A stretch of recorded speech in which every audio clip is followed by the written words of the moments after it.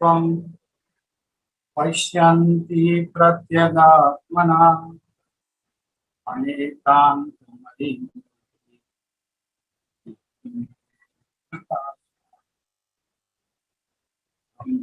मंगलमुख्यतम अहिंसा संयमो तपो देवावेतं नमस्यन्ति।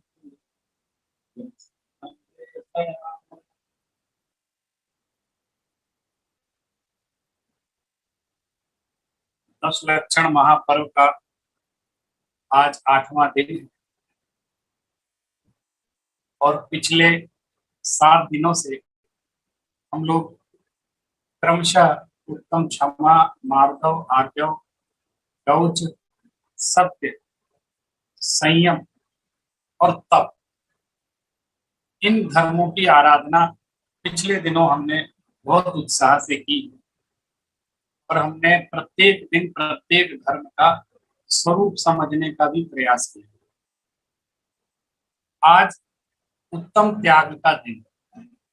त्याग शब्द बहुत कॉमन शब्द है, पूरी दुनिया जानती है त्याग किसको है।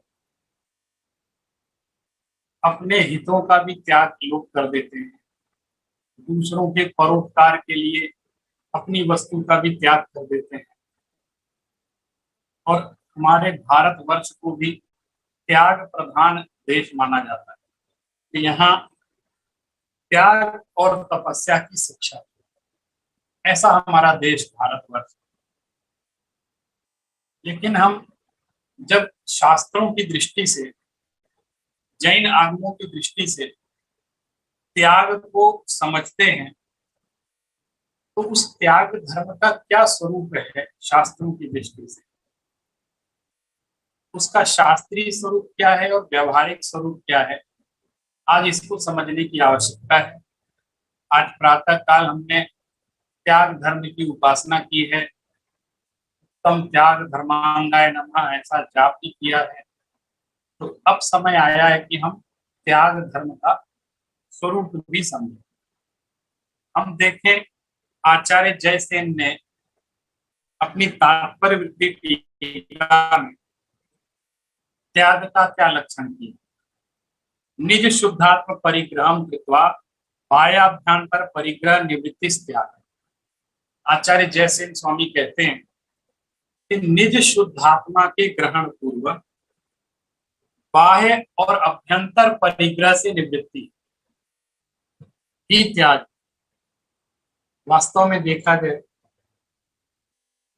तो जो आत्मा में राग द्वेषादि विकारी भाव होते हैं उनको छोड़ देना, उनका त्याग कर देना ही वास्तव में उत्तम त्याग धर्म है। आत्मा का स्वभाव नहीं है राग द्वेष, ये विभाव है। तो सबसे पहले तो इनको हम अब विभाव जाने, ये विभाव है। अधिकांश होता है कि हम राग द्वेष को अपना ही भाव समझते हैं कि ये तो मेरा स्वभाव है, और अनादिकाल से इस जीव के ऐसे संस्कार हैं चूंकि ये हमेशा विकारी भाव रूप परिणमन करता रहा है जीव, इसलिए उसकी आदत बन गई है। हमेशा इसके साथ रहने से वो ये समझने लगा है कि ये तो मेरा स्वभाव है, मैं ही हूं ये। आचार्य परमेष्ठी अपनी गाथाओं के माध्यम से, श्लोकों के माध्यम से, जिनवाणी के माध्यम से हमें अपने स्वरूप का संबोधन करते हैं। हम अपना वास्तविक स्वरूप समझें। हमारा जो हमारी आत्मा का वास्तविक स्वरूप राग द्वेष रूप नहीं है, वो तो निर्विकार स्वरूप है। हम अज्ञान के कारण, मिथ्यात्व के कारण मिथ्यात्व और राग द्वेष को ही अपना माने बैठे हैं। इसलिए आज उत्तम त्याग धर्म के दिन हमें समझना है कि हमें त्याग किस चीज का करना। अक्सर जब हम त्याग की चर्चा करते हैं तो वस्तुओं के त्याग तक सीमित रह जाते हैं। जैसे मेरे पास एक पेन है, मैंने पेन का त्याग कर दिया। मेरे पास पैसा है, मैंने पैसे का त्याग कर दिया।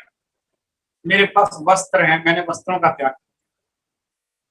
या मेरे पास कोई संपत्ति है, मैंने उसका त्याग कर दिया, तो पर द्रव्यों को त्याग समझते हैं कि ये त्याग हमने कर दिया। लेकिन हमारे अंदर जो विकारी भाव भरे हैं उनका त्याग हम नहीं कर पाते और उसको हम त्याग नहीं समझते। तो जो पर द्रव्यों का त्याग है, वास्तव में पर द्रव्य का कभी त्याग ही नहीं होता है। अगर आप सैद्धांतिक रूप से देखें तो पर द्रव्य कभी, पर द्रव्य का ग्रहण तो हमारे अंदर हुआ नहीं, और जिसका ग्रहण ही नहीं हुआ उसका त्याग कैसे हो? कभी पर द्रव्य को हमने ग्रहण ही नहीं किया है, वास्तविकता ये। और जिसका ग्रहण नहीं हुआ है उसका त्याग कैसे हो सकता है? लेकिन फिर भी हम कहते हैं कि हमने पर वस्तु का त्याग कर दिया। तो पर वस्तु के त्याग का अर्थ है, वास्तविक अर्थ ये है कि पर वस्तु से होने वाले या पर वस्तु में होने वाले राग द्वेष रूप परिणाम का त्याग किया है। पर वस्तु का त्याग नहीं होता है, त्याग होता है पर वस्तु में होने वाले राग द्वेष का। वस्तु तो जहां है वैसी रहे, लेकिन हमारा उसके प्रति जो राग था, उसके प्रति जो द्वेष था, वो हमने छोड़ दिया। इसी को उपचार से ऐसा कह देते हैं कि हमने अमुक वस्तु का त्याग। उपचार कथन है, व्यवहार से ऐसा कहा जाता है कि मैंने इस वस्तु का त्याग। द्वादशानुप्रेक्षा स्वामी कार्तिकेय ने एक गाथा बहुत सुंदर लिखी है। ऋग्वे तदीयम भावई मोहम चैगुण शब्दव्येषु जो तस्य हवे चागो इति बड़िदम जिणवरिन देहि। क्या कहना चाहते हैं आचार्य? वो कहते हैं कि जो जीव संपूर्ण पर द्रव्यों से मोह छोड़ करके संसार देह और भोगों से उदासीन रूप परिणाम रखता है, उसके त्याग धर्म होता है। माने इन चीजों के प्रति, संसार के प्रति, देह के प्रति और भोगों के प्रति उदासीन रूप परिणाम, माने इनके प्रति कोई राग द्वेष नहीं होना, ऐसा उसके प्रति परिणाम रखता, उदासीनता, उसको त्याग धर्म होता है। अब इसमें क्या छोड़ने के लिए कहा गया, इस गाथा में भी देखें तो क्या किस चीज का त्याग? उसमें स्पष्ट लिखा है पर द्रव्यों से मोह, पर द्रव्यों से जो मोह था वो छोड़ा है। पर द्रव्य तो अपने आप छूटे हुए पहले से ही, जो चीज मेरी है ही नहीं उसको मैं क्या छोड़ूंगा। लेकिन मेरा क्या था, उसके प्रति जो राग द्वेष है वो मेरे अंदर होता, वो मेरी आत्मा में विकारी भाव उत्पन्न हो रहे थे। तो हमने अमुक वस्तु के प्रति जो विकारी भाव हैं उनका त्याग किया। जब हम त्याग धर्म की पूजन करते हैं, त्याग धर्म की आराधना करते हैं, तो कविवर दानत राय जी के छंदों को पढ़ते हैं। उसमें वो क्या लिखते हैं, उसी के माध्यम से आज हम त्याग धर्म को समझेंगे। दान चार पर का चार संग को दीजिए, धन बिजली उन्हा नर भवला। दान चार प्रकार के। अभी हम त्याग की चर्चा कर रहे थे, अब दान की चर्चा पढ़ा। ये बात इसलिए भी समझनी है कि एक दिन है जो आज उत्तम त्याग का दिन, 10 दिनों में एक भी दिन दान के लिए नहीं आता है। दान धर्म के लिए 10 धर्मों में दान नाम का कोई धर्म नहीं। तो एक दिन होता है उत्तम त्याग का दिन, जिसको हम दान के धर्म के रूप में भी मनाते हैं। आज के दिन दान करने की प्रेरणा दी जाती है, लोग दान देते भी हैं। आज उत्तम त्याग का दिन है तो हम प्रैक्टिकली कुछ उत्तम त्याग करें, चाहे कुछ अपने द्रव्य का त्याग करें, पैसे का त्याग करें और उसका दान करें। ऐसा, और शास्त्रों में भी ऐसा उल्लेख है कि त्याग का अर्थ, त्याग माने दान होता है, ऐसा लिखा हुआ है। लेकिन आज हमको उत्तम त्याग के दिन शास्त्रीय दृष्टि से भी, इसके भावार्थ की दृष्टि से भी एक देखना होगा कि क्या दान, त्याग और दान एक ही चीज है? वैसे शब्द तो दो हैं, निश्चित रूप से उसका अर्थ भी अलग अलग होना चाहिए, और उसके स्वरूप को देखें तो भी उसमें स्पष्ट अंतर प्रतिभासित होता है। त्याग अलग चीज है और दान अलग। दान का अपना अलग महत्व है, त्याग का अपना अलग महत्व। हम इन दोनों को आपस में मिला के ही देखेंगे तो ना हम त्याग को सच्चे अर्थों में समझ पाएंगे और ना दान को देखेंगे। आज के दिन को दान का पर्व क्यों मनाते हैं, क्यों दान की ज्यादा व्याख्या करते हैं, ये मैं बाद में बताऊंगा। उसके कुछ सामाजिक कारण हैं, लेकिन वास्तव में त्याग में और दान में क्या फर्क है, आज हम इस चीज को भी समझेंगे। पहले इसको देखते हैं, जैसे इन्होंने कहा दान चार प्रकार, चार संघ को दी। चतुर्विध संघ की बात कही गई है, मुनि, आरिका, श्रावक, श्राविका। ये ये संघ के चार पिलर हैं, चतुर्विध संघ इनको बोलते हैं। इनको दान दिया जाता है, और दान चार प्रकार का होता है। आप सभी को दान की चर्चा जब करते हैं तब पता है। आहार दान, औषधि दान, ज्ञान दान और अभय दान, ये चार प्रकार के दान शास्त्रों में गिनाए गए। ये अभी इसमें आगे आएगा। धन बिजली उनहार नरभव लाहुली। इसने कहा कि जिस प्रकार बिजली कड़कती है और तुरंत समाप्त हो जाती है, एक मिनट के लिए भी ठहरती नहीं है, उसी तरह हमारा जो धन है, जिसमें जिसके प्रति हमारी बहुत ज्यादा आसक्ति हो गई है, वो भी ज्यादा देर ठहरने वाला नहीं है। धन की तो गति, दान, भोग और नाश, तीन गतियां धन की बताई गई। या तो आप धन का दान कर लो, या उसका भोग कर लो, पैसे को या तो आप दान में दे दो, या उससे कुछ अपनी वस्तु खरीद के उसका भोग कर लो।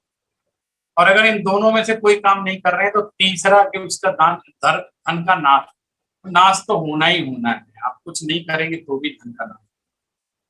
इसलिए ये तीन गति धन की बताई गई है। और ये जैसे बिजली कड़कती है तो तुरंत होकर के नष्ट हो जाती है, वैसे ही ये कब नष्ट हो जाएगा ये हमको भी नहीं पता है। इसलिए इस नर भाव को सफल कर लो दान देकर। उत्तम त्याग कहो जग सारा, औषध शास्त्र अभय आहार। निचे राग द्वेष निर्वारे, ज्ञाता दोनों दान समारे। आज हमको ये दोनों चीजें संभालनी है। ज्ञाता दोनों दान संभाले। जो ज्ञाता व्यक्ति है, ज्ञाता या दाता ऐसा भी कह सकते हैं, जो दाता है वो भी दोनों चीजों को संभालता है, और ज्ञाता भी। क्या दोनों चीजों को संभालना है? ये कह रहे हैं कि निश्चय राग द्वेष निर्वारे, माने निश्चय माने निश्चय से, यानी वास्तविक रूप से राग द्वेष का त्याग ही त्याग कहलाता है। और व्यवहार से औषध शास्त्र अभय आहार, जैसे हमने आपको बताया, औषधि दान, अभय दान, आहार दान, ज्ञान दान, ये व्यवहार से इसको त्याग को इस दान के रूप में देख लिया जाता है और उसकी प्रेरणा भी दी। लेकिन जो ज्ञानी व्यक्ति है और जो दाता है, वो दोनों दृष्टियों से विचार करता है। और दोनों दृष्टियों से विचार का अर्थ है वो निश्चय से भी त्याग करता है और व्यवहार से भी त्याग करता है। निश्चय राग द्वेष निर्वार है। अगर आपके अंदर से राग द्वेष की निवृत्ति नहीं हुई है तो बाहर से कितना भी दान करें बेकार चला जाए। अंदर से उसके प्रति जो आसक्ति है उसका त्याग होना चाहिए, मूल कारण ये। और जब अंदर से आसक्ति है उसका त्याग हो जाएगा तो बाहर कितनी देर वो चीज टिकेगी? उसका तो दान होना ही होना है, उसका तो त्याग होना ही होना है। द्रव्य से भी उसका त्याग हो जाएगा, ना भी हो तो भी त्याग हो जाएगा आपसे। द्रव्य से यदि चीज उपस्थित रहती है तो भी उसका त्याग हो जाता है। जिस घर को हम अपना मानते हैं, जहां हम रहते हैं, अभी वो घर हमारे नाम पर है, हमने बनाया, तो उसपे हमारी आसक्ति है, हमारा राग द्वेष, जरा सा कुछ ऊंच नीच हो जाए तो हमें कष्ट होता है। क्यों? मकान में रह रहे हैं, कोई मकान कहीं खरोच भी आ जाए तो लोगों को लगता है मैंने इतने परिश्रम से बनाया है, इतना पैसा खर्च किया है, तो कष्ट होता है।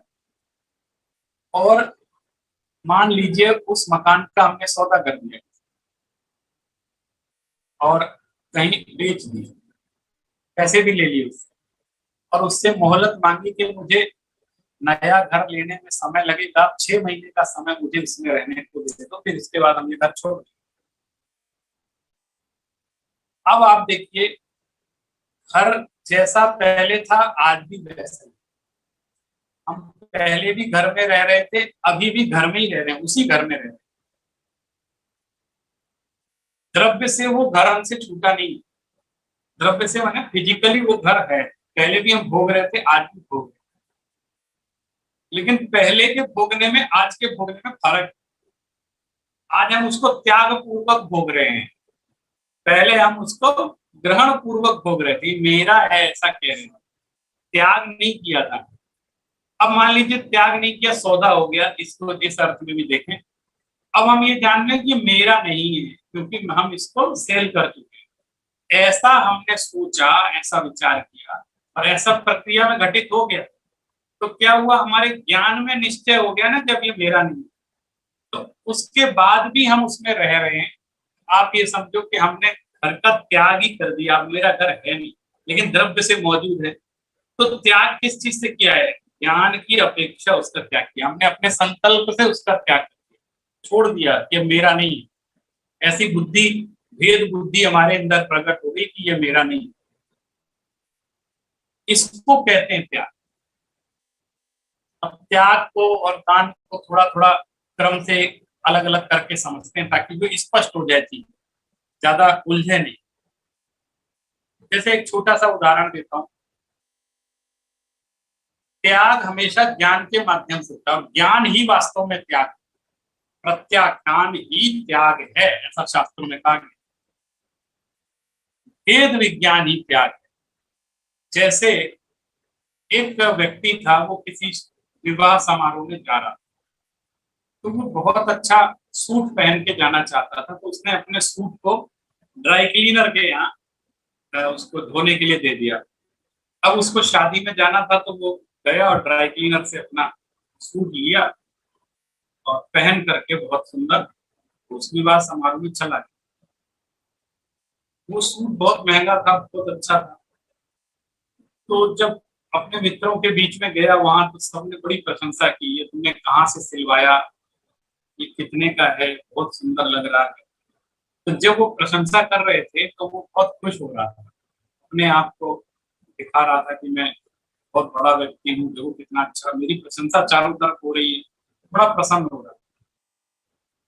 और कोई जरा सा भी टच करता था देखो, तो तुरंत उसको ऐसे साफ करता था। कहीं खाना खा रहा है तो बड़े संभाल के खाना खाता था, कभी इस पे गिर नहीं जाए, कितना महंगा सूट है, खराब नहीं हो। बहुत विचार पूर्वक वो, अभी क्या है, वो उसको क्या अपना मान रहा था कि मेरा है, उसका ही था इसलिए मान रहा था और आनंदित हो रहा था। इतने में उसके पास एक कॉल आया फोन पर कि वो ड्राई क्लीनर के यहाँ से फोन आया कि सर, हमसे एक बहुत बड़ी मिस्टेक हो गई है, वो जो हमने आपको सूट डिलीवर किया, वो सूट आपका नहीं है, गलती से हमने दूसरे के सूट को आपको दे दिया है। और वो आदमी हमारे यहाँ आके खड़ा हो गया, हमारा सूट तो उसको अपने सूट की पहचान है, वो कह रहा मेरा वाला नहीं मिलता। अब हमने चेक किया तो हमारे सर्वेंट ने गलत डिलीवरी दे दी और आपको दे दिया है, तो आप तुरंत आके उसको वापस कर दीजिए, क्योंकि वो मेरे ऊपर चढ़ रहा है। तो उसने जब फोन पे सुना, तो उसने उससे कहा कि अभी तुरंत तो नहीं आ सकते, मैं तो पार्टी में हूँ, सूट पहन के आया हूँ, तो चाहे कुछ भी हो आप अपना सूट लेके जाओ, वो वाला वापस। तो उसको मालूम था बहुत दूर है, वो जा नहीं सकता, उसने फोन काट दिया। अब क्या हुआ, फिर कुछ और लोग मिले उसको पार्टी में, उससे कहा बहुत आपका अच्छा सूट है, बहुत सुंदर लग रहा है, कहाँ से सिलवाया, कितने का खरीदा। अभी भी वो उसकी जो प्रसन्नता है, क्या वैसी प्रसन्नता रहेगी जैसी नहीं रहेगी? वो वैसा खुश नहीं है। क्या हुआ उसको? हुआ क्या, किसी को नहीं पता है। उसको ये भेद विज्ञान हो गया कि ये वस्त्र मेरा नहीं, ये जो मैंने सूट पहना ये मेरा नहीं है, ये भेद विज्ञान हो गया। हुआ क्या, सूट छोड़ दिया उसने? सूट नहीं छोड़ा, उसने कपड़े छोड़े नहीं, पहना हुआ है, कपड़ा पहना हुआ है और वैसे ही घूम रहा है जैसे पहले घूम रहा। लेकिन इधर से एक भेद बुद्धि आ गई, ये मेरा नहीं है। तो इधर से इसका एक प्रकार से सूट का त्याग हो गया। अब सूट छोड़ा नहीं उसने, कपड़े छोड़े नहीं है, लेकिन कपड़े का त्याग। क्यों? क्योंकि अब वो कहीं जाता है, कोई टच करता है तो उसको कोई दिक्कत नहीं होती है। कुछ खाता पीता है, कुछ गिर जाए तो चिंता नहीं करता है। क्यों? क्योंकि इसको ये मालूम है कि ये मेरा नहीं है, अरे वापस करना है, इसको संभालने की जरूरत नहीं। ये बुद्धि, मैं ये कहना चाहता हूँ कि पहले और अभी में क्या फर्क हुआ उसको।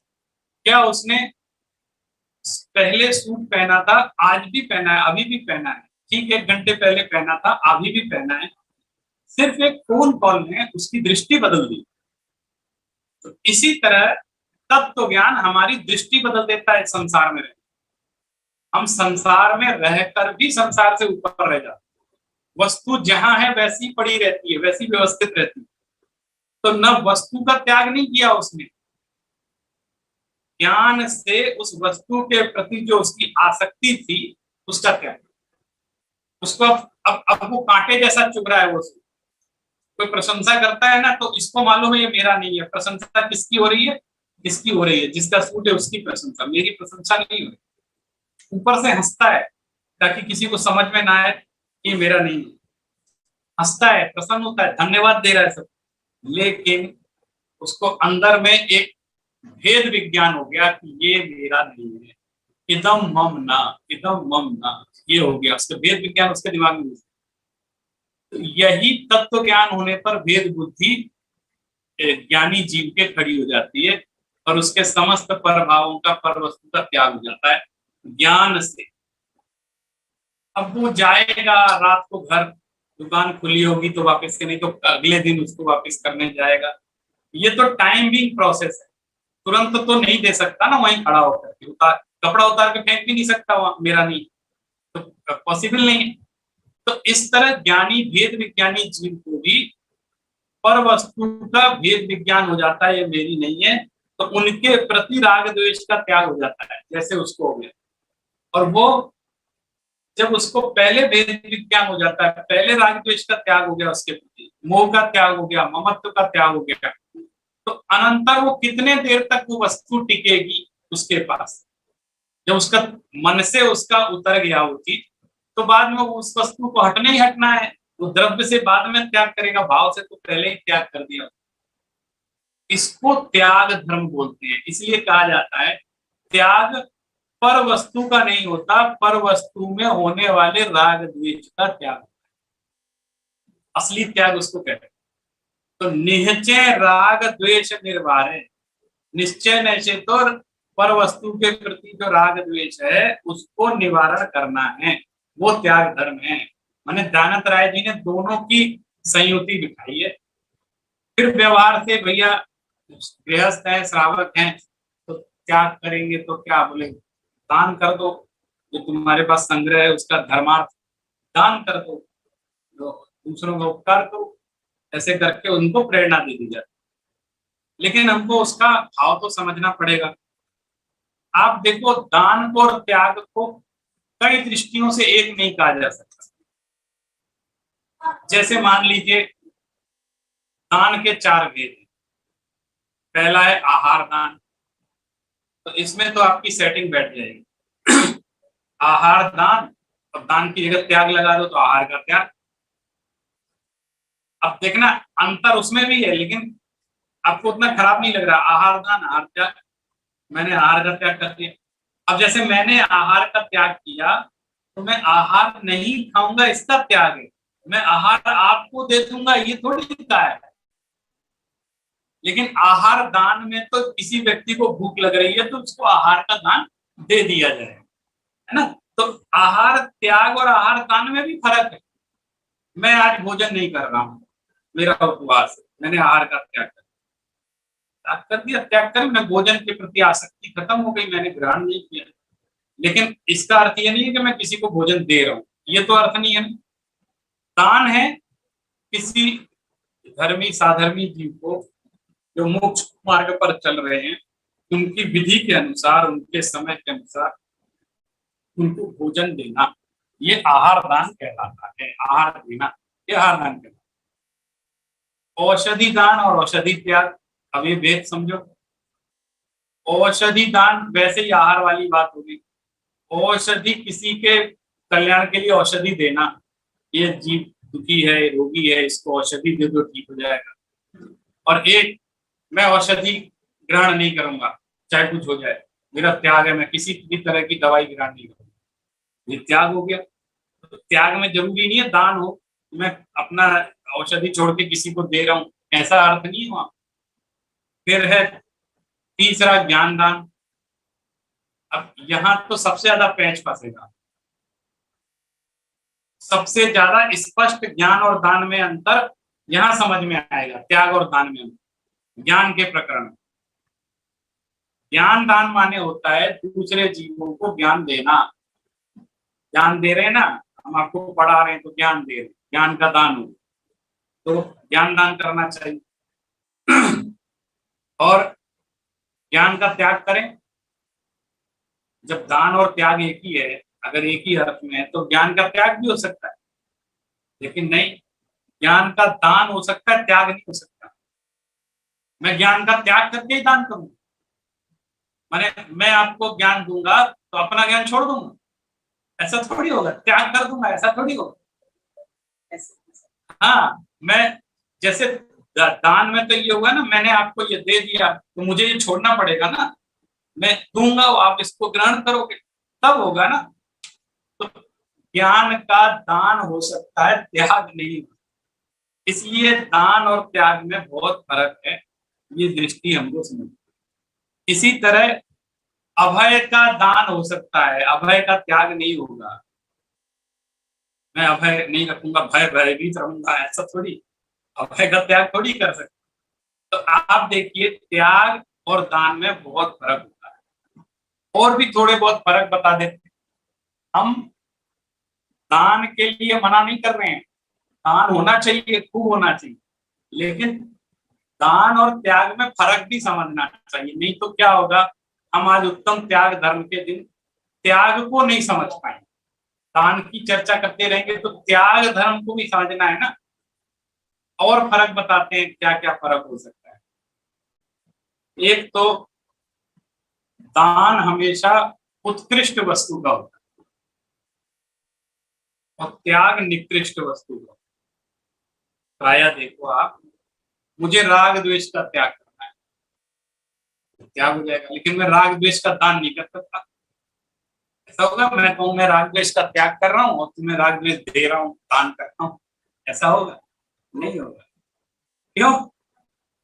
क्योंकि दान हमेशा उत्कृष्ट वस्तु का होता है और जो हम आपको दे सकते हैं, वास्तव में राग द्वेष का त्याग और राग द्वेष ये आदान प्रदान नहीं किए जा सकते।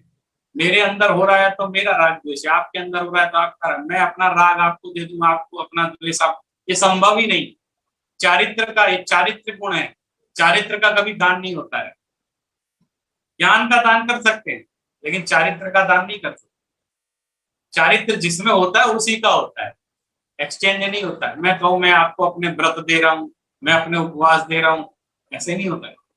आप उपवास करेंगे तो आपका चारित्र है, मैं उपवास करूंगा तो मेरा चारित्र। ऐसा नहीं है कि मैं उपवास करूं फल आपको लग जाए या मैं अपना उपवास आपको दे दूं, ये संभव नहीं। जैन दर्शन में तो कथमपि संभव नहीं। आप ज्ञान ले दे सकते हैं, चारित्र ले दे नहीं सकते, ये स्पष्ट अवधारणा। तो हम ज्ञान दान कर सकते हैं, ज्ञान का त्याग नहीं कर सकते। औषधि का हम दान कर सकते हैं, त्याग भी कर सकते हैं, लेकिन औषधि त्याग माने औषधि छोड़ देना, औषधि नहीं ग्रहण करेंगे। लेकिन दान माने किसी को औषधि देना निस्वार्थ पूर्वक। और तत्वार सूत्र ग्रंथ में एक सूत्र आता है, अनुग्रहार्थम स्वस्याति सर्वो दानम। अनुग्रहार्थम माने उपकार के लिए, अपने और पर के उपकार के लिए, अनुग्रह के लिए दान किया जाता है। जब हम दान दे रहे हैं, दान के भी सच्चे स्वरूप को समझें। मैं आपको कोई चीज दे रहा हूं तो सिर्फ आपका भला नहीं कर रहा हूं, मैं अपना भी भला, स्व कल्याण के लिए दान दिया जाता है। तो कह रहे हैं अकेला स्व नहीं और अकेला पर नहीं, स्व पर कल्याण की दृष्टि से दान। और थोड़ा सा फर्क बताएं दान और त्याग में, आपको आगे काम करना है, इसको लिखना है तो काफी कुछ स्पष्ट अंतर रहेगा तो समझ में आए। और भी कई दृष्टियों से देखें तो दान और त्याग में हमको कई दृष्टियों से फर्क नजर आता है। एक तो ये बताया दान हमेशा उत्कृष्ट वस्तु का होता है और त्याग प्रायः, सर्वथा नहीं बोलो, प्रायः त्याग हमेशा निकृष्ट वस्तु का। अच्छा, मुझे कुछ त्याग करना है तो मुझे किसी की जरूरत नहीं। जैसे मुझे राग द्वेष का त्याग करना है तो आप लोगों की जरूरत नहीं। लेकिन मुझे यदि कुछ दान करना है तो मुझे अपने अलावा दूसरा भी चाहिए ना। मैं खुद का दान थोड़ी करूंगा, दान के लिए दो आदमी चाहिए, एक दाता और एक लेने वाला। दात्री, अरे विधि पूर्वक देना है तो एक दाता भी होना चाहिए, एक ग्रहीता भी होना चाहिए, देने वाला भी होना चाहिए, एक लेने वाला भी होना चाहिए। दो लोग हों तो दान की परंपरा घटित होती है, एक देने वाला, लेने वाला। लेकिन त्याग में जरूरी नहीं है दो लोग हों। हम अकेले बैठ के आंख बंद करके त्याग कर दे संसार का, तो कोई संसार लेने वाला भी हो तभी त्याग कर पाए, ऐसा तो है। मैंने छोड़ दिया, संसार छोड़ दिया, मैंने राग द्वेष का त्याग कर दिया, मैंने इन वस्तुओं का त्याग, मैं कर सकता हूँ। तो त्याग स्वावलंबी है और दान परावलंबी है। ये भी त्याग और ज्ञान को, दान को और त्याग को समझने में एक बहुत बड़ी फर्क है। इस दृष्टि से भी हमको देखना चाहिए। फिर कह रहे हैं दोनों समारे, ज्ञाता दोनों संभालता है। माने जो ज्ञानी व्यक्ति है वो निश्चय से त्याग को समझता है और व्यवहार से भी त्याग को समझता है। दोनों संवारे कूप जल सम दरब घर में परिणया। बहुत बड़ी बात कह रहे हैं, ध्यान रहे। कुएं का जो जल होता है, अगर उसको खर्च ना किया जाए कुएं के जल को, तो वो सड़ जाए, खराब हो। कुआं दान का प्रतीक है। कुआं कहता है मुझसे पानी निकालते रहो, कुएं में से पानी निकलता रहता है तो कुआं शुद्ध रहता है। और बहुत समय तक कुएं से पानी ना लो तो उसका पानी सड़ जाता है, खराब हो जाता है। इसी तरह हमारा जो कुआं है, हमारे यहाँ जो तिजोरी है, हमारे यहाँ जो रखता है बैंक है जिसमें हम पैसा रखते हैं, कह रहे इसी तरह आप अपने संचित धन को थोड़ा थोड़ा खर्च करते रहो, थोड़ा थोड़ा दान देते रहो, नहीं तो वो नाश हो जाएगा, उसका सड़ जाएगा। और कभी ये लोग प्रश्न करते हैं कोई लोग कि अगर हम देते रहेंगे तो हमारा खत्म हो जाएगा। ऐसा भी होता है ना। अगर मेरे पास पैसा है, मान लो मेरे पास 1,00,000 रुपया, और मैं सोचूं मैं हर 10,000 रुपया हर महीने दान करूंगा, तो 10 महीने बाद तो खत्म ही हो जाएगा। बढ़ कैसे जाएगा, 1,00,000 खत्म ही हो जाएगा ना। लेकिन दान के संदर्भ में अगर हम दान की भी बात करते हैं तो कुछ ऐसा इसका उत्कृष्ट स्वरूप है। ये कुआं है, कुएं का पानी आप निकालते हैं, उसका लेवल नाप लो। आज 10 बाल्टी पानी निकाला, मान लो इतना कम हो गया, सुबह देखेंगे फिर वैसे ही हो जाता। कुएं का लेवल घटता नहीं, कुएं का लेवल, आपने आज पानी निकल लिया, जमीन उसको फिर से भर देती है। क्यों? क्योंकि वो दान कर रहा है। कुआ क्या कर रहा है, सबको जल का दान कर रहा है, निस्वार्थ भाव से जल दे रहा है। तो उसके पास ऐसी प्रकृति बनी हुई है कि अंदर से उसमें जल आता भी रहता है। अगर हम अपनी आदत में दान को शुमार कर लें कि हम भले ही हम थोड़ा कमाते हैं, कम कमाते हैं, लेकिन अपना जितना भी कमाते हैं उसका कुछ प्रतिशत हम ये सोच लें कि हम परोपकार के लिए, स्व के उपकार के लिए, पर के उपकार के लिए किसी को दान देंगे, तो निश्चित रूप से वो कम नहीं होता है। वो कैसे ना कैसे वो प्राकृतिक रूप से वो भी आपका कुआं भरता ही रहेगा, घटेगा। क्योंकि उन्होंने धन बिजली उनार कह दिया, मतलब आप रखे रहोगे तो सड़ जाएगा, उसका और कुछ यूज नहीं होगा, खत्म हो जाएगा, पता नहीं क्या मुसीबत आ जाए, धन तो खत्म हो जाता है। इसलिए निज हाथ दीजे साथ लीजिए, एक हाथ से आप देंगे और दूसरे हाथ से आपके पास आ जाएगा निज हाथ। और दूसरी इसमें एक एक शब्द में गहराई, निज हाथ दीजे, दान हमेशा अपने हाथ से देना चाहिए, दूसरे से नहीं दिलवाना चाहिए। ये भी इसका भाव देखना, निज हाथ दीजे। वास्तविक दान की दृष्टि से देखें तो जो वास्तविक दान है वो हमेशा अपने हाथों से दिया जाता है। जैसे मुझे किन्हीं मुनिराज को आहार देना है तो मैं स्वयं आहार का निर्माण करूं, स्वयं चौका लगाऊं और स्वयं अपने हाथ से उनको दान, आहार दान, उसका ही उत्कृष्ट फल है, दूसरे से दिलवाने से फल नहीं है। अगर मैंने कहा कि मैं आहार दान देना चाहता हूं और मैंने रसीद कटवा ली, वहां पे पैसा जमा कर दिया, मेरी तरफ से आहार चलना चाहिए, तो उसका वैसा फल आपको नहीं मिलेगा। ऐसा कई जगह लिखा है, अतिथि समविभाग व्रत होता है, श्रावकों का एक अतिथि समविभाग व्रत होता है। उसके अतिचार में एक व्यपदेश नाम का अतिचार आता है, और वो व्यपदेश नाम का अतिचार इस बात को ही कहता है कि दूसरे दाता के द्वारा अपना द्रव्य अर्पण करवाना, दूसरे से करवा लेना। अब कोई कहे आपको तो पैसे से मतलब था या आपको तो लेने से मतलब था, हम तो किसी से दिलवा में व्यवस्था करवा दी ना आपकी, तो उसका पुण्य तो मुझे लगना चाहिए, उसका पुण्य तो मुझे लगना चाहिए, क्योंकि पैसा तो मैंने दिया है, मैंने आहार भी दे दिया, सब कर लिया, लेकिन अपने हाथ से नहीं दिया, तो उसका फल वैसा नहीं मिलेगा। ऐसा शास्त्रों में आता है कि पात्र दान, जिन पूजा और पुत्रोत्पत्ति, ये तीन कार्य स्वयं को करने पर ही फलित होते हैं, दूसरे के करने से। जिनेंद्र भगवान की पूजन खुद खड़े होकर करेंगे तो उसका फल मिलेगा।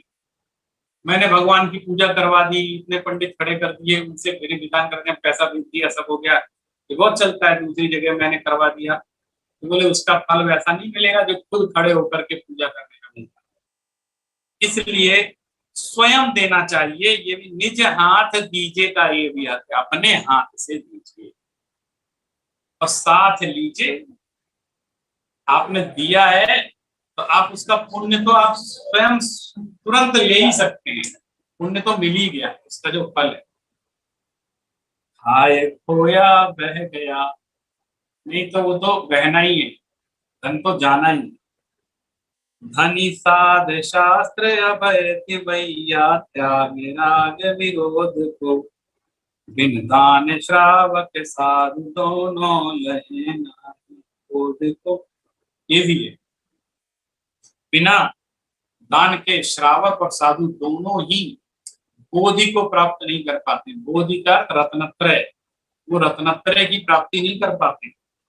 इसलिए आहार दान, औषधि दान, ज्ञान दान, अभय दान, इनका पालन श्रावकों को करना चाहिए। ये प्रश्न हमेशा पूछा जाता है या कहा जाता है कि हम अगर, कई लोग कहते हैं दान देंगे तो हम बर्बाद हो जाएंगे, ज्यादा दान देंगे तो ऐसा हो जाएगा, लेकिन ऐसा कभी देखा नहीं है। अगर आपने सुपात्र को दान दिया है, दान की विधि का पालन किया, विधि द्रव्य दात की पात्र विशेषा, दान का एक विशेष है कि दान की विशेषता किससे होती है, विधि से, विधि पूर्वक, जो उसका नियम है उस तरीके से दिया जाए, पात्र जीव को दिया जाए। अपात्र को दान दान नहीं कहलाएगा। पात्र जीव का चयन कौन करेगा? दाता। दाता चयन करेगा पात्र जीव कौन है।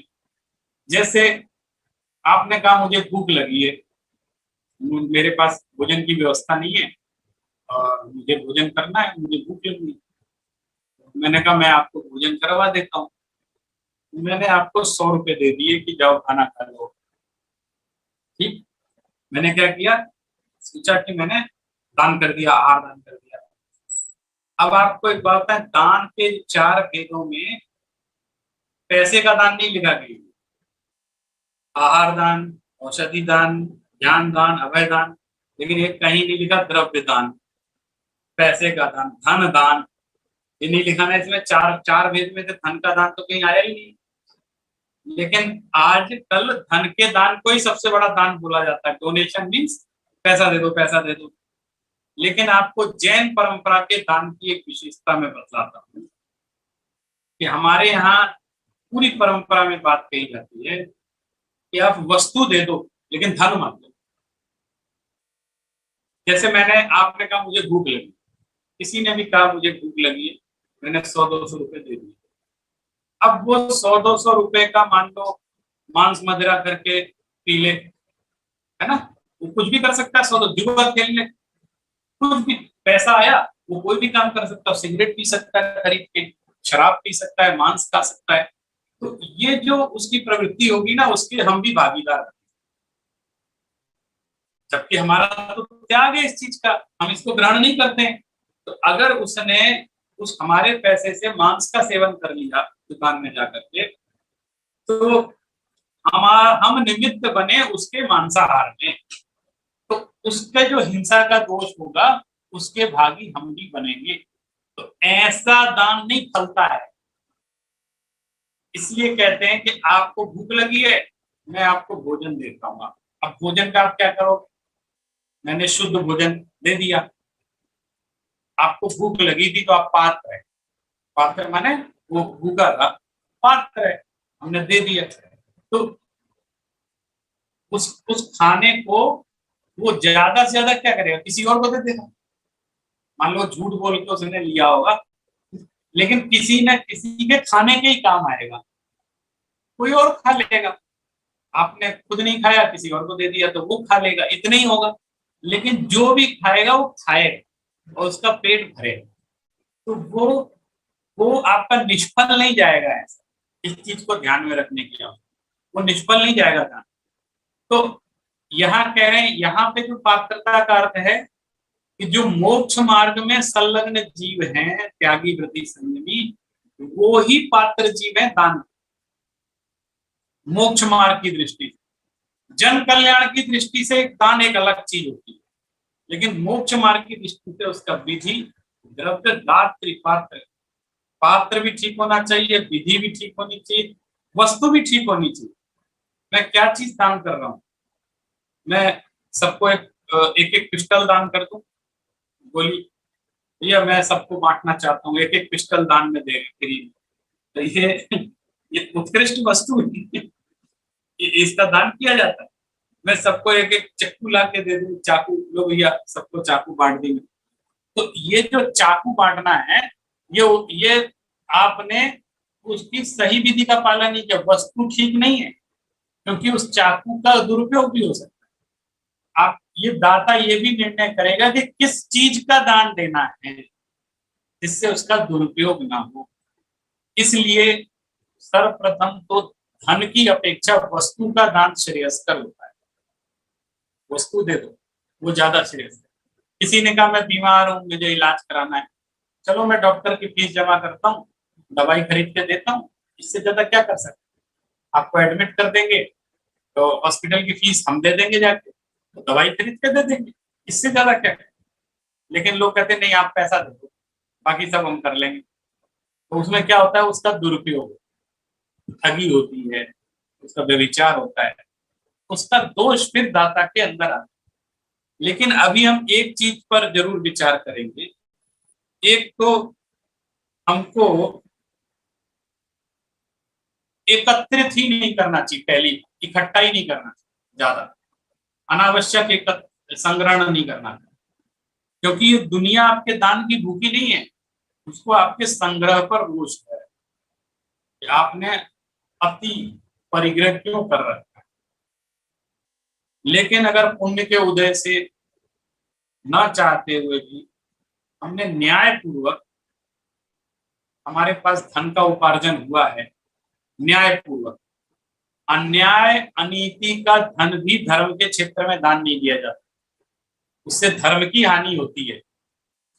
लेकिन अगर मैंने कोई ब्लैक मनी कमाई है या कुछ किया है और मैं उसको मंदिर में दान करता हूँ या उसकी मूर्ति बनाता हूँ, तो वो सब उसका कोई खास प्रभाव पड़ता है। लेकिन आपने नीति पूर्वक न्याय पूर्वक धन का अर्जन किया है और उसका कुछ प्रतिशत है, इतने प्रतिशत को हमको दान देना है। हमने शास्त्र छपवा दिया, कहीं मूर्ति प्रतिष्ठा करवा दी, धर्मशाला बनवा दी, और भी जो भी काम होते हैं, पंच कल्याणक प्रतिष्ठा करवा दी, वो दान सर्वोत्कृष्ट दान कहलाता, क्योंकि उसकी विधि भी ठीक थी, विधि पूरी सम्यक होनी चाहिए। अनीति, अत्याचार और अन्याय का पैसा लेकर के अगर आप किसी का दान करते हो तो दान नहीं करते। लेकिन अभी एक तरह ऐसा दान चल रहा है कि एक तरफ गुटखा बेच करके पैसा भी कमा रहा है और फिर गुटखे से जो कैंसर हो जाता है उसके लिए कैंसर हॉस्पिटल भी वही खोल रहा है। सब हम देखो, कैंसर हॉस्पिटल खोल रखा है हमने, कितना हम दान कर रहे हैं। किसी को कैंसर हो जाता है तो हम फ्री में इलाज करते हैं, अच्छा काम कर रहा है। फिर पता लगा इसकी गुटखे की बहुत बड़ी फैक्ट्री है, गुटखा चलाता है, करोड़ों रुपए गुटखे से कमाता है। तो बोले ये क्या तरीका हुआ, तुम खुद ही कैंसर फैला रहे हो, खुद ही उसको फिर ठीक कर रहे हो, ये तो ठीक बात नहीं हुई, और उसी पैसे से कर रहे हो। तो पहला काम तो उसका दान यही होता सबसे बड़ा, कि वो इस तरह का व्यापार ही ना करे जिससे किसी को कष्ट हो, किसी को रोग हो। पहला उसका काम, ये भी उसका बहुत बड़ा दान है। ऐसा स्वस्थ व्यापार करे जिससे किसी की हानि नहीं, किसी का रोग ना हो, कुछ फैले नहीं, इस तरह का। तो इन सब दान के प्रकरण को भी बहुत बहुत उसके लिए अलग व्याख्यान की आवश्यकता है। आज तो हम चूंकि दान को और त्याग को एक ही समझ लिया जाता है, इसलिए थोड़ा हमने उत्कृष्ट दान की भी चर्चा की है। और दान तो करना ही चाहिए, दान भी त्याग कैसे है ये भी मैं बताऊं। मैंने जिन अर्थों में प्रसिद्ध तो है, और शास्त्रों में अधिकतर अधिकतर जगह ऐसा लिखा भी है, दान त्याग एक ही अर्थ में प्रयोग होता है, ऐसा भी लिखा हुआ है। देखिए, किसी ने किसी चीज के कल्याणार्थ अगर उसने धन का दान भी दिया, तो वो जो चीज दे रहा है ना, उसके प्रति उसने ममत्व को तो छोड़ा है, उसके प्रति उसके मन में जो राग था उसको छोड़ा है, तभी दिया है। 1 रुपया भी कोई देता है ना कहीं पे, तो उस 1 रुपए के प्रति उसका जो लगाव है, जो उसकी उसमें प्रीति है, राग है, उसको वो छोड़ता है। तो अपनी चीज को, क्योंकि सबसे ज्यादा लगाव हमारा धन से ही होता है, इसलिए धन के प्रति आसक्ति को छोड़ना ये भी दान है। और आसक्ति छोड़ी भी और हमने दे दिया स्व पर कल्याण के लिए, तो वो दान कहलाता है। तो एक व्यवहार से धन के दान को भी दान कहा जाता है, और आजकल वर्तमान में उसका ही बोलबाला है। मैं एक छोटी सी बहुत प्रेरणादायी एक कहानी है, वो सुना करके आपको आज की अपनी स्वाध्याय के, आज अपनी वाणी को मैं विराम दूंगा। एक बार एक राजा, जो ये कहा जाता है ना कि दान देने से सब बर्बाद हो जाता है, इसलिए कई लोग दान नहीं देते। हम तो ऐसे रोज दान देते रहे तो हमारा सब खत्म हो जाएगा, हम तो लूट जाएंगे, पिट जाएंगे। एक बार एक राजा था, उसको बहुत दान देने की इच्छा हो, और वो इतना उदार था, जो आता था उसको दे देता था। कोई आ जाए, सब ऐसा हो गया दरबार में, उसको खूब दान दे देता, उसकी समृद्धि भी थी, देता था। लेकिन जब ये अति हो गई, कोई भी आता है दे देता है, बड़ा उदार, तो उसके जो मंत्री थे वो थोड़ा चिंतित हो गए कि अगर ऐसे ही करते रहे तो राजकोष खाली हो जाए, और कभी कोई समस्या हो गई तो युद्ध हो जाता है, कुछ तो तुरंत धन की आवश्यकता होती है। तो ऐसा ना हो कि हमारा राष्ट्र संकट में पड़ जाए। ऐसा उसके मन में, मंत्री के मन में विचार आया। लेकिन राजा से कहने की हिम्मत किसी में नहीं होती। लेकिन मंत्री ने कोई उपाय सोचा, क्या करें क्या करें। उन दिनों सब लोग विद्वान होते थे, मंत्री भी विद्वान है, राजा भी पढ़े लिखे विद्वान। तो जहां राजा बैठ के भोजन करते थे, जिस कक्ष में, उनके सामने जो दीवार थी, उस पर मंत्री ने एक श्लोक का एक अंश लिखा, एक संस्कृत में वाक्य लिखा। तो हो सकता है राजा उसको पढ़ के उसके दिमाग में कोई बात आ जाए, ऐसा सुझाव कह तो सकते नहीं थे राजा से। तो हो सकता है उसको देख करके राजा के मन में विचार आ जाए कि भाई इतना ज्यादा तो मत दो, दो लेकिन थोड़ा थोड़ा एकदम से मत। तो उसने वहां पे लिख दिया संस्कृत में, आपदर्थे धनम रक्षेत, एक सुक्ति लिख दी। तो राजा भोजन कर रहे थे, भोजन करते करते जब चेहरा ऐसे उठाया तो दीवार पे लिखा देखा।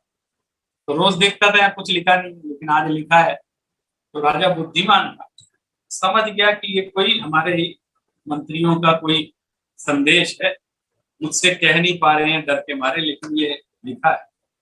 वो समझ गया मैं दान देता हूं, इसके लिए लिखा हुआ है। तो उन्होंने उसके आगे एक वाक्य लिखा, पूर्ति, समस्या पूर्ति, आप दरते धनम रक्षेत। तो उन्होंने लिखा श्रीमताम कुतो आपदा। आफत कहाँ आ रही है, आपदा कहाँ है, आपदा अभी तो कोई आपदा चल नहीं रही है, दान दे रहा हूं तो क्या दिक्कत है। अगले दिन मंत्री ने देखा तो समझ गया, राजा ने पढ़ लिया और इसका उत्तर भी दे दिया। मंत्री ने फिर एक लाइन, ताकि कल राजा इसको पढ़े, उसने लिखा दैवात क्वचित समायाति, कोई दैव योग से, दुर्भाग्य से, अभी तो नहीं है आपदा, अचानक कुछ ऐसा हो जाए। भाई धन संग्रह क्यों करते हैं, अचानक बीमार पड़ जाए, अचानक एक्सीडेंट हो जाए, अचानक सब लुट जाए, तो ये हमारा संचित धन हमारे जीवन रक्षा में काम आएगा। इस उद्देश्य से व्यक्ति धन का संचय करता। तो राजा था, वो भी बुद्धिमान था, वो अगले दिन पढ़ा, उसने देखा, अरे तो समझ गया मंत्री की कारस्तानी। श्रीमताम तो आप, तो क्या श्लोक कैसा बना, आप धरते धनम रक्षेत, नहीं, नहीं पहले आप धरते धनम रक्षेत श्रीमताम कुतो आपदा, ने अगला चरण लिखा दैवात क्वचित समायाति। राजा ने पढ़ लिया, तो राजा ने लास्ट में अंतिम चरण इसका लिख दिया, वहां पे समझ गया ये हमारे पीछे पड़े, तो उसने अंतिम चरण लिख दिया संचितोपि विनश्यति। पूरा श्लोक कैसा बना, आप धरते धनम रक्षेत श्रीमताम कुतो आपदा, दैवात क्वचित समायाति। तो राजा ने लिखा संचितोपि। अरे अगर आपत्ति आ जाएगी ना, दैवात, दैव योग से, दुर्भाग्य से, कर्म होने से कोई आपत्ति आ गई, तो जो संचित है वो भी नष्ट हो जाएगा, क्यों चिंता करते हो, तब भी देने को कुछ नहीं रहेगा। क्योंकि आफत तो उसी को कहते हैं ना कि संचित भी खत्म हो गया। तो इसलिए मैं अभी दान दे रहा हूं, मुझे देने तो डिस्टर्ब मत। तो ये श्लोक हमें प्रेरणा देता है कि यदि हम अच्छे उद्देश्य से पवित्र कार्यों के लिए अपने न्यायोपार्जित धन को अधिक से अधिक देते हैं, तो उससे हमारी हानि नहीं है, उससे लाभ भी है। और अगर नहीं देते हैं तो खत्म तो होना ही है। इसलिए ये भावना रखनी चाहिए कि यथाशक्ति, अपनी शक्ति के अनुसार पात्र का निर्णय करके सम्यक विधि द्वारा सम्यक वस्तु का सम्यक समय पर, सही समय पर, समय जब जिस चीज का समय उस समय नहीं दिया, आज बीमार है इस समय दवाई नहीं कराई, मैं परसों कराऊंगा, अरे वो अभी जरूरत है उसको, उस समय देना जरूरी है ना। तो सम्यक समय पर जो उदारता पूर्वक और राग द्वेष के त्याग पूर्वक जो दान दिया जाता है, वो निश्चित रूप से हमें उत्कृष्ट फल को देने वाला होता है। उससे स्व का भी कल्याण होता है, पर का भी कल्याण होता है। तो आज हमने उत्तम त्याग धर्म के दिन त्याग को भी समझा और दान को भी समझा और दोनों के अंतर को भी समझा। तो उत्कृष्ट इस उत्तम त्याग धर्म का हमारे जीवन में भी प्रारंभ हो, हम इसका पालन करें और आगे इसको पालन करते हुए हम अपना भी कल्याण करें। इसी वाणी के साथ, इसी भावना के साथ मैं अपनी आज के इस वाणी को विराम देता हूँ। जय जिनेंद्र, रमो।